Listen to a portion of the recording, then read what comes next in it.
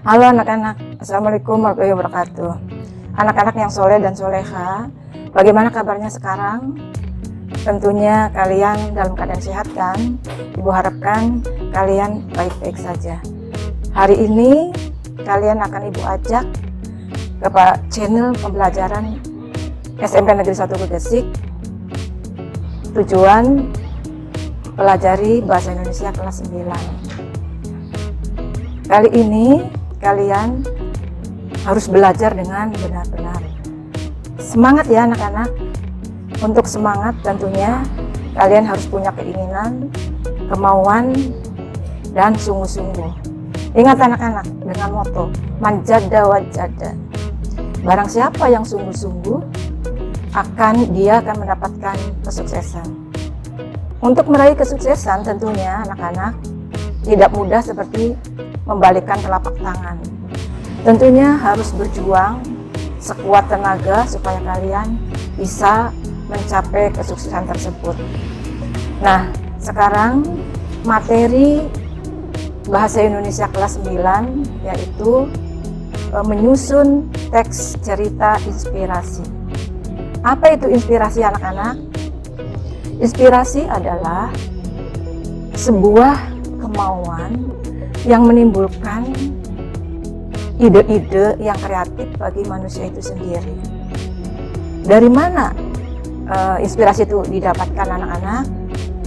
Tentunya inspirasi didapat dari apa yang kita lihat, apa yang kita dengar, apa yang kita lakukan di dalam lingkungan sekitar kita, dan juga bisa dari segala sesuatu yang bisa menyentuh hati kita. Nah, lebih jelasnya kalian akan melihat video berikut ini. Materi bahasa Indonesia kelas 9 bab 2 yaitu menyusun cerita inspiratif. Untuk menyusun cerita inspiratif ada 4 yang harus kalian pahami. Yang pertama yaitu mengidentifikasi informasi cerita inspiratif. Yang kedua, menyimpulkan informasi cerita inspiratif. Yang ketiga, menelaah cerita inspiratif. Dan yang keempat adalah mengungkapkan gagasan dalam bentuk cerita inspiratif. Untuk mengidentifikasi informasi cerita inspiratif, yaitu ada pengertian dan ada tujuan. Untuk pengertian cerita inspiratif adalah suatu teks atau karangan yang berisi inspirasi-inspirasi yang ingin disampaikan penulis kepada pembacanya. Yang kedua, tujuan cerita inspiratif adalah untuk menambah dan menggugah motivasi, semangat, dan rasa percaya diri untuk menghadapi semua tantangan yang mungkin akan dihadapi dalam mencapai tujuan yang diharapkan secara positif. Nah, sekarang ciri-ciri teks inspiratif. Ciri-ciri teks inspiratif yang pertama ada dari kisah nyata, kemudian yang kedua tema, yang ketiga judul, yang keempat adalah alur, yang kelima bersifat naratif, dan yang keenam ada tokoh yang diceritakan.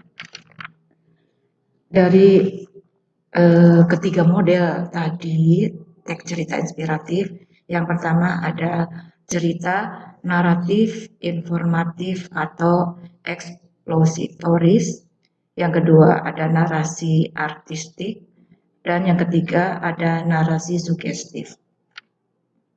Dari penjelasan model teks cerita tersebut, yang pertama narasi adalah merupakan karangan yang bertujuan untuk menyampaikan sebuah informasi dengan tepat mengenai suatu peristiwa atau kejadian.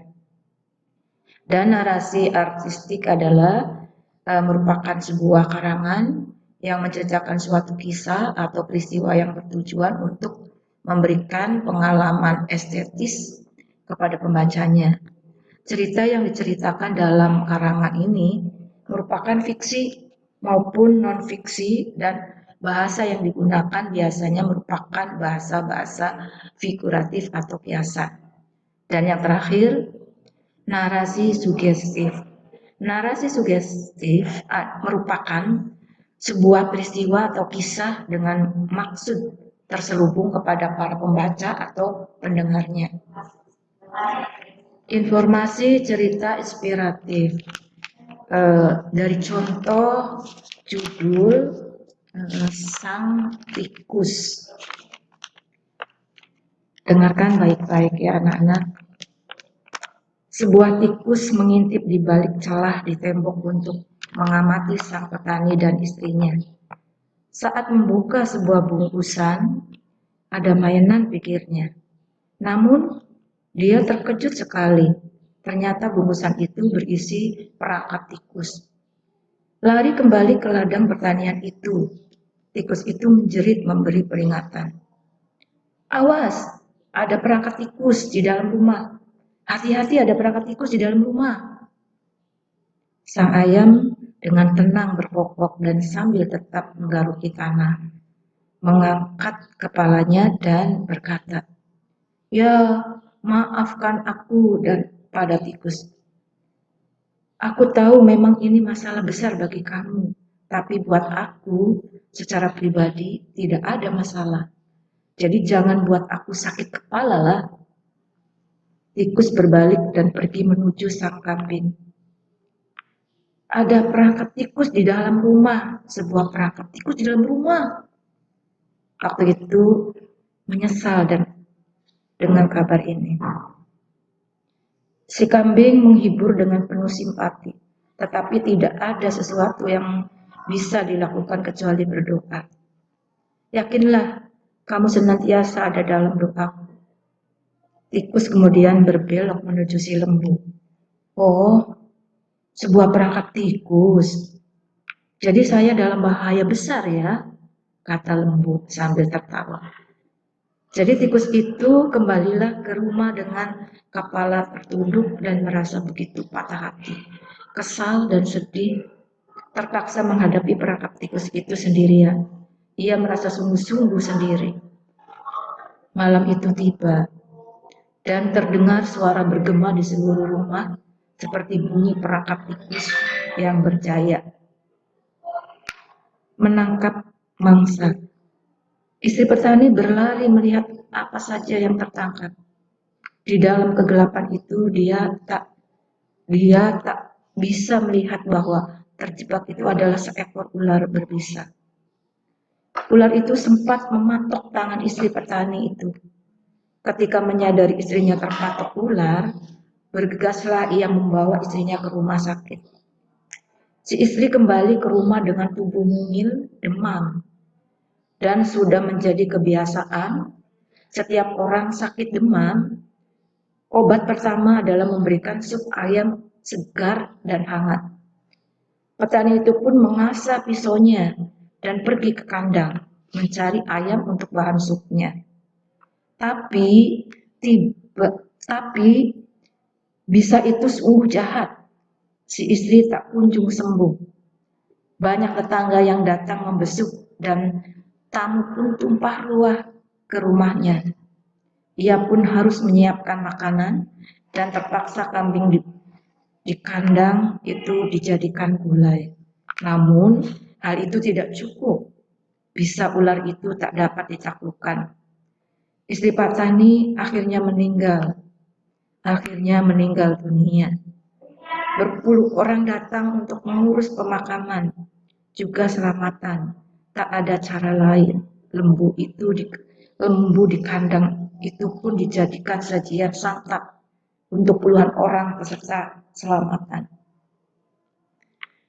Informasi yang didapat berdasarkan teks kisah sang tikus adalah merupakan pesan bahwa apabila ada perangkap tikus di dalam rumah, seluruh ladang pertanian ikut menanggung risikonya. Artinya, sikap acuh tak acuh terhadap orang lain yang membutuhkan pertolongan kita, atau terlalu mementingkan diri sendiri, lebih banyak keburukannya daripada kebaikannya. B. Menyimpulkan informasi cerita inspirasi. Untuk menyimpulkan tentunya anak-anak kalian harus tahu langkah-langkahnya. Langkah untuk menyimpulkan yang pertama yaitu membaca secara keseluruhan isi teks. Yang kedua, kalian harus bisa menemukan kalimat utama atau kalimat pokok. Dan yang ketiga, kalian akan dapat membuat kesimpulan. Yang kedua, menyimpulkan teks cerita inspiratif. Kalian harus tahu, tadi sudah Ibu jelaskan tentang langkah-langkah, dan sekarang ditegaskan lagi, kalian harus mampu menyimpulkan teks inspirasi tersebut. Yang pertama, kalian harus membaca keseluruhan cerita sehingga mendapatkan gagasan yang sedang diceritakan atau hal yang ingin disampaikan penulis. Yang kedua, kalian bisa menuliskan gagasan yang telah didapatkan dengan bahasa sendiri untuk mendapatkan pemahaman yang lebih baik. Yang ketiga, yang terakhir ini anak-anak, kalian dapat menyimpulkan kesimpulan yang dibuat berdasarkan gagasan cerita yang didapatkan. Melalui gagasan yang didapatkan, hal yang ingin disampaikan penulis kepada pembaca atau motivasi yang menjadi tujuan dalam cerita inspiratif dapat ditemukan dan dipahami. Yang ketiga atau bagian C yaitu menelaah cerita inspiratif.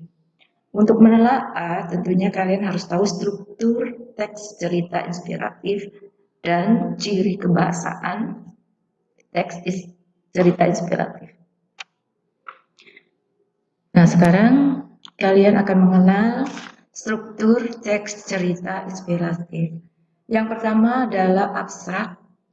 Bagian abstrak ini boleh ada atau juga boleh tidak ada. Dan yang kedua itu merupakan orientasi, yaitu pengenalan cerita. Yang ketiga komplikasi, merupakan kerumitan cerita atau merupakan puncak dari sebuah cerita. Kemudian yang keempat evaluasi, yang kelima resolusi, dan yang terakhir keenam yaitu koda atau reorientasi. Nah, sekarang mengenai ciri kebahasaan teks cerita inspirasi. Untuk ciri-ciri kebahasaan teks inspirasi, teks cerita inspirasi maksudnya, pertama ada kata kerja, yang kedua ada keterangan tempat dan waktu, yang ketiga itu kata hubung atau kata penghubung, bisa juga dikatakan konjungsi. Yang keempat adalah kata sandang. Yang terakhir yaitu mengungkapkan gagasan dalam bentuk cerita inspirasi. Ada dua poin yang harus kalian pahami. Yang pertama, kalian dapat menulis teks cerita inspirasi. Yang kedua adalah kalian bisa mempublikasikan teks cerita inspirasi. Untuk menulis teks cerita inspiratif, kalian juga harus tahu langkah-langkahnya agar kalian bisa betul-betul menulis cerita inspiratif. Yang pertama, menetapkan ide dasar atau tema tulisan. Yang kedua, mengembangkan ide tersebut dalam suatu kerangka pikiran atau kerangka tulisan, yaitu skema atau bagian alur mengenai tulisan yang hendak disusun. Yang ketiga, melakukan pengamatan atau mendata pengalaman, dapat digali dari buku-buku sejenis, pengalaman orang lain, mungkin dari internet, bisa jadi dari artikel atau juga bisa melalui observasi. Yang keempat, kalian dapat mengembangkan kerangka tulisan tersebut. Yang terakhir, kalian bisa menggunakan alur atau rangkaian cerita yang tepat dalam mengembangkan tulisan. Untuk mempublikasikan teks cerita inspiratif. Setelah kita dapat menyusun teks cerita inspiratif, tentu saja kita dapat mempublikasikannya dengan tujuan agar tulisan yang sudah ditulis dapat memberikan inspirasi bagi banyak orang. Apabila di sekolah ada mading, kita dapat mempublikasikannya di mading sekolah. Bahkan bisa dipublikasikan juga melalui media sosial, misalnya melalui FB, Telegram, atau WhatsApp, atau juga bisa blogspot, atau media cetak, dan sebagainya. Selamat belajar dan tetap semangat anak-anak. Terima kasih. Setelah kalian melihat video tadi, tentunya Ibu harapkan kalian bisa memahami apa yang kalian lihat, apa yang kalian dengar, dan bisa menjawab soal-soal yang ada di LKS. Ingat anak-anak, kalian harus jaga protokol kesehatan, yaitu 3M. M yang pertama adalah memakai masker, ini seperti yang Ibu lakukan. M yang kedua yaitu menjaga jarak, dan M yang ketiga yaitu menjauhi kerumunan. Nah, sekarang anak-anak harus semangat. Sampai jumpa.